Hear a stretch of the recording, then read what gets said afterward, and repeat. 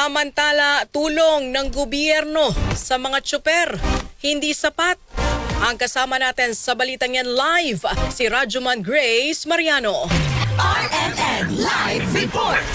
Malinaw para kay House Deputy Minority Leader at ACT Teachers Party List Representative Antonio Tino na hindi sapat ang paayu-ayuda lang na tugon ng Marcos Jr. Administration para sa mga tsuper ng pampublikong transportasyon. Ito ang ipinarating kay Tino ng mga jeepney operators and drivers na lumahok sa nationwide transport strike. Sa kanyang pagbisita sa mga strike center ay nabatid ni Tino na ang dating 1,050 pesos na naiuwing kita ng driver ay bumaba na ngayon sa 250 pesos.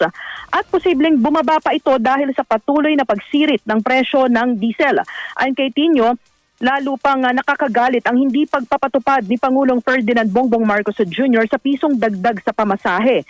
Binatikos din ni Tino ang pagbibigay ng 5,000 tulong mula sa Department of Social Welfare and Development na sa halip direktang ibigay sa mga drivers ay idinadaan pa umano sa mga operator kaya atrasado nilang natatanggap. Bunsod nito ay iginit ni Tino na tanggalin ang excise tax at value-added tax sa langis, ihinto ang overpricing at profiteering ng oil cartels at ibasura ang oil deregulation.